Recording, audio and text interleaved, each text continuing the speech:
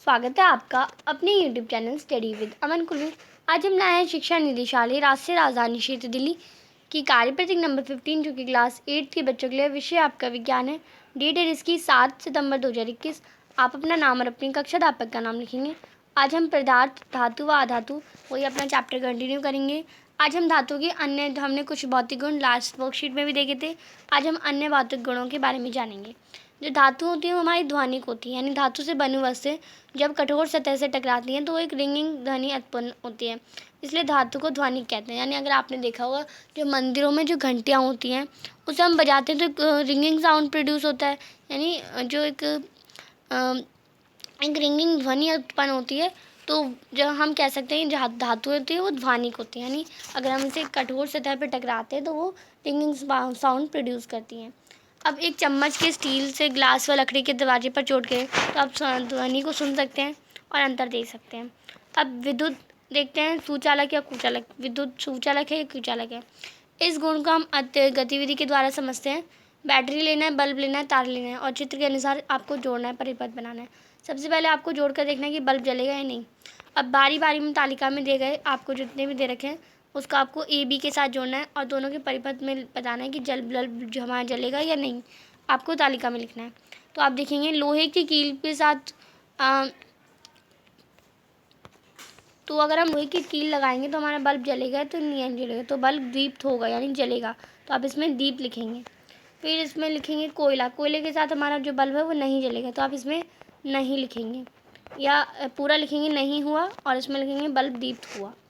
ऊपर से देख के लिखेंगे, मैं आपको शॉर्ट बता दे रही हूँ। एल्यूमिनियम तार लगाएंगे तो हमारा बल्ब जो है वो दीप होगा, दीप लिख देंगे।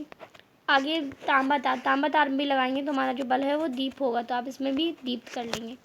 आगे हमें बता रखा है जिन पदार्थों में विद्युत का प्रभाव होता है वे विद्युत के सुचालक कहलाते हैं और इसके विपरीत जिन पदार्थों में विद्युत का प्रभाव नहीं होता वह विद्युत के कुचालक कहलाते हैं। जैसे धातुएं विद्युत की सुचालक होती हैं, जो आधातु होती है वो विद्युत की कुचालक होती हैं, परंतु जो हमारे ग्रेफाइट है वो एक आधातु है पर वो विद्युत की सुचालक है, तो ये हमारा एक एक्सेप्शन है।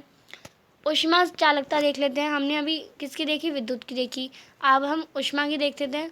पिंकी की मम्मी कढ़ाई में हलवा बना रही थी, तभी दरवाजे की घंटी बजी। वह चम्मच को कढ़ाई में छोड़कर दरवाज़ा खोलने गई। आपस लौटकर उन्होंने वैसे ही चमची जो चम्मच थी पकड़ी तो वो उनकी चीख निकल गई। धातुओं के एक सिरे को गर्म करने पर ऊष्मा गर्म सिरे से ठंडी की ओर स्थानांतरित होती है, यानी जो वो कढ़ाई थी उसमें उन्होंने चम्मच डाल दी। अब जो कढ़ाई थी वो तो हमारी गर्म थी और चम्मच भी ठंडी थी, पर चम्मच थोड़ी देर ही रही तो गर्म से सिरे से ठंडे सिरे पे पहुंच गई और जो हमारी चम्मच थी वो भी गर्म हो गई और उनकी मम्मी ने उसी चम्मच को पकड़ लिया, देन वो चीख उठी। इसलिए जो धातु होती है वो ऊष्मा की सुचालक होती है और जो चम्मच है वो हमारी धातु की बनी थी और जो आधातु है वो ऊष्मा चालन नहीं होता, वह ऊष्मा की कुचालक होती हैं। अब इसी से रिलेटेड कुछ क्वेश्चन है। प्रश्न नंबर 1 है, तवा लोहे का बना होता है जबकि उसकी हैंडल पर लकड़ी लगी होती है। जो हमारा तवा होता है आपको पता है उसकी जो लकड़ी होती है ये हमारी इससे बनी होती है, ये हमारी लोहे से बनी है। ये हमारा चीज़ लोहे से बना होता है और ये हमारा लकड़ी से बना होता है इसका हैंडल। तो ऐसा क्यों होता है, तो आप इसका आंसर करेंगे लोहा एक धातु है और धातुएं ऊष्मा की सुचालक होती है, इसलिए उनके हैंडल पर लकड़ी लगी होती है ताकि बर्तन जो है हमारे बर्तनों को पकड़ा जा सके, क्योंकि लकड़ी विद्युत की कुचालक होती है।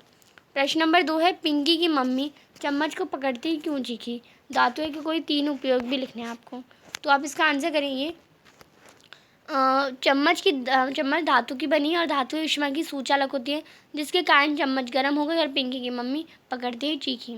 धातुओं के 3 उपयोग आप लिखेंगे, तांबा और एल्यूमिनियम से धातुएं तार बनाने के इस्तेमाल में की जाती है।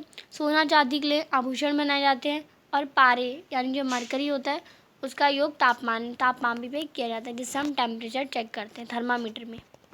प्रश्न नंबर 3 है, विद्युत और ऊष्मा के सुचालक किन्हें कहते हैं, परिभाषित कीजिए। तो आप इसका आंसर करेंगे जिन पदार्थों को विद्युत और ऊष्मा का प्रभाव हो सकता है वह पदार्थ विद्युत और ऊष्मा के सुचालक कहलाते हैं। जैसे लोहा, चांदी, एल्यूमिनियम ये विद्युत के ये हमारे पदार्थ विद्युत और ऊष्मा के सुचालक कहलाते हैं। आगे हमें आपको एक क्वेश्चन दे रखा है, तो इस क्वेश्चन को करने से पहले चैनल को अभी तक सब्सक्राइब नहीं किया है तो प्लीज़ मेरे चैनल को सब्सक्राइब कर लें। नीचे दी गई सारणी में पदार्थों के नाम लिखिए। अब आपको पदार्थ के नाम लिखने हैं, उनके गुणों के आधार पर सही या गलत का निशान लिखना है। तो पदार्थ के नाम दे रखे हैं, सही या गलत बताना है कि ये गुण हैं, और आपको ये भी बताना है कि धातु या धातु। तो करते हैं। फर्स्ट आपको दे रखा है चमक। धातु है जो हमारा लोहा होता है वो चमकता है, तो हाँ चमकता है। तो आप इसमें तो आपने लोहा देखा होगा, लोहे के तो जो लोहा है वो हमारा नहीं चमकता। तांबा है वो चमकता है, कोयला नहीं चमकता हमारा, कार्बन छड़ भी हमारा चमकती नहीं है, पर एल्यूमिनियम है वो चमकता है। फिर हम देखते हैं आधात वर्धन, यानी अगर हम इसे किसी हैमर से पीटे तो ये पतली चादर में बदल सकता है। तो लोहा बदल सकता है, तांबा भी बदल सकता है, कोयला नहीं बदल सकता, वो टूट जाएगा। कार्बन छड़ भी हमारा टूट जाएगा, पर जो एल्यूमिनियम है वो बदल सकता है। तन्यता यानी हम इन्हें वायर्स यानी तार में बदल सकते हैं। तो लोहे को बदल सकते हैं, लोहे की तार भी देखी होगी आपने, तांबे की तार देखी होगी, कोयले की तार नहीं बन सकती, आपको पता है। कार्बन छड़ की तार नहीं बन सकती, एल्यूमिनियम की तार देखी होगी। ध्वनिक यानी ये साउंड प्रोड्यूस करते हैं, यानी ये रिंगिंग साउंड प्रोड्यूस करते हैं। तो लोहा करता है, तांबा करता है, कोयला नहीं करता, कार्बन छड़ नहीं करता, पर एल्यूमिनियम करता है। ऊष्मा के सूचालक, तो लोहा ऊष्मा का सूचालक है, तांबा भी है, कोयला नहीं है, कार्बन छड़ नहीं है, पर जो हमारा एल्यूमिनियम है वो है। तो आप इसमें टिक कर लेंगे। विद्युत के सूचालक यानी ये लोहा विद्युत के सूचालक है। लोहे की कील होती है वो भी तो इलेक्ट्रिसिटी पास करती है, विद्युत पास करती है। तांबा भी हमारा विद्युत के सूचालक है।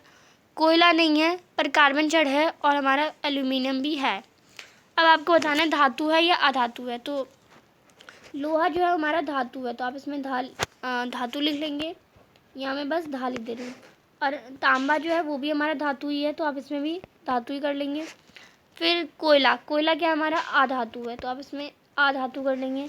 कार्बन छड़ भी हमारा आधातु है, और एल्यूमिनियम जो है हमारा धातु है, तो आप इसमें धातु कर लेंगे। तो यहाँ पे धातु लिख दे रही हूँ। तो एक बार और फिल कर देती हूँ जिससे आपको कोई भी डाउट ना रहे। ये आपका धातु हो जाएगा, धातु। ये आपका अधातु हो जाएगा, ये आपका क्या हो जाएगा, ये भी धातु ही हो जाएगा। ये आपका अधातु हो जाएगा, और ये भी आपका अधातु, और ये आपका धातु हो जाएगा। तो धातु, धातु, अधातु, अधातु, और ये धातु। नेक्स्ट क्वेश्चन देखते हैं। तो ये आपकी आज की जो वर्कशीट है वो कंप्लीट होती है। अभी तक आपने मेरे चैनल को सब्सक्राइब नहीं किया तो प्लीज़ मेरे चैनल को सब्सक्राइब करें, और उसके बाद आने वाले बेल आइकन को प्रेस करें, जिससे आपको हर वीडियोज़ की नोटिफिकेशन टाइम से मिलते रहे। हम आपके लिए इतनी मेहनत करते हैं, तो आप एक सब्सक्राइब तो ज़रूर कर सकते हैं। आपके एक सब्सक्राइब से मुझे बहुत खुशी मिलती है। ये वीडियो अच्छा लगी तो इसे लाइक करिए, दोस्तों के साथ शेयर करिए, और आपने अभी तक हमारा टेलीग्राम ग्रुप ज्वाइन नहीं किया तो आपसे ज्वाइन कर सकते हैं।